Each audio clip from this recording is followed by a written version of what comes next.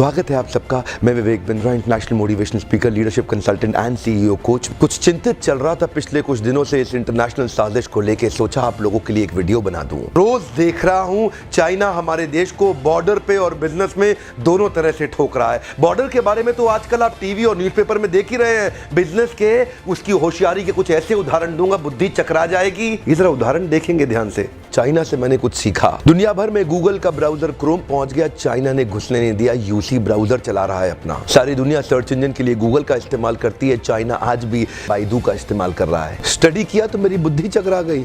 2.25 billion users WhatsApp इस्तेमाल कर रहे हैं, वो घुसने नहीं दिया व्हाट्सएप को। क्या कहते हैं, वीचैट ही इस्तेमाल करेंगे। चाइना के लोग देशभक्ति को लेकर बहुत मजबूत हैं। अपने देश के home grown online entrepreneur Jack Ma को सपोर्ट करने के लिए, अलीबाबा को बढ़ाने के लिए आज तक अमेज़न को घुसने नहीं दिया इन लोगों ने चाइना में। लगभग दुनिया के सभी देश जीमेल को एक्सेप्ट कर रहे हैं, लेकिन ये अभी भी ऑयल क्यू का इस्तेमाल कर रहे हैं। फेसबुक ने जी जान का जोर लगा लिया। दुनिया की सबसे बड़ी पॉपुलेशन चाइना में थी। फेसबुक सोचा चाइना में बड़ा धंधा मिलेगा। चाइनीज लोगों ने होम ग्रोन एंटरप्रेन्योर को डेवलप किया, रेन.com लिया, फेसबुक को घुसने नहीं दिया। आप इस्तेमाल करिए ना ट्विटर, वो तो वाइबो इस्तेमाल कर रहे हैं। यूट्यूब का अपना ही वर्जन निकाल दिया, यूकू। अपने देश के इंडिविजुअल्स और कॉर्पोरेट की बढ़ोतरी और बेहतरी के लिए पूरा देश इकट्ठा खड़ा हो जाता है इनका।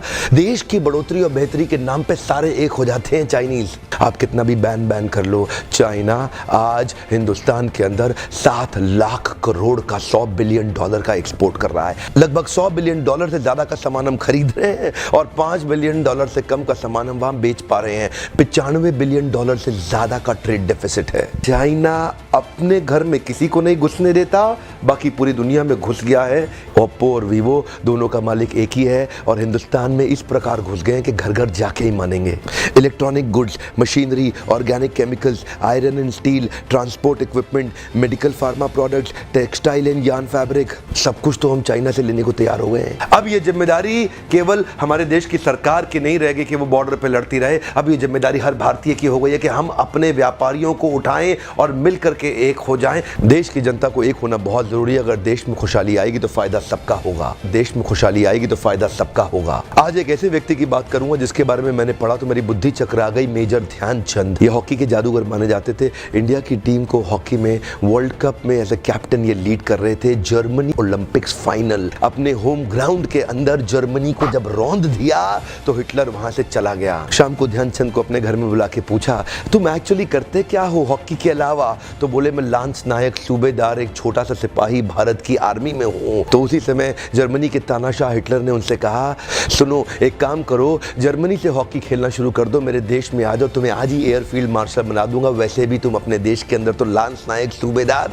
तुमको कोई नहीं पूछने वाला, तुम्हारा देश तुम्हें कुछ नहीं देगा। ध्यान दीजिएगा, तभी मुस्कुराते हुए हमारे देश के उस वीर सिपाही ने हिटलर को निडर आवाज में जवाब दिया कि मेरे देश की जिम्मेदारी नहीं है मुझे आगे बढ़ाने की, ये मेरी जिम्मेदारी है कि मैं देश को आगे बढ़ाऊंगा। हाँ, मेरे देश की जिम्मेदारी नहीं है मुझे आगे बढ़ाने की, ये मेरी जिम्मेदारी है कि मैं अपने देश को आगे बढ़ाऊंगा। आज मैं आपसे पूछता हूं, आज मैं आपको चुनौती देता हूं। और क्या चुनौती दूंगा? मैं चाहता हूं आप अपने आप को चुनौती दें कि आपकी क्या जिम्मेदारी बनती है देश को आगे बढ़ाने की। मैं आपसे पूछता हूं, आज एक सोचने का दिन है, समझने का दिन है। मैं आपको याद दिलाना चाहता हूं कि क्या आप कुछ ऐसा कर सकते हैं जिससे देश का कुछ फायदा हो? क्या आप कुछ थोड़ा बहुत ऐसा कर सकते हैं जिससे देश में खुशहाली आए? कम ऑन, देश में खुशहाली आएगी तो फायदा सब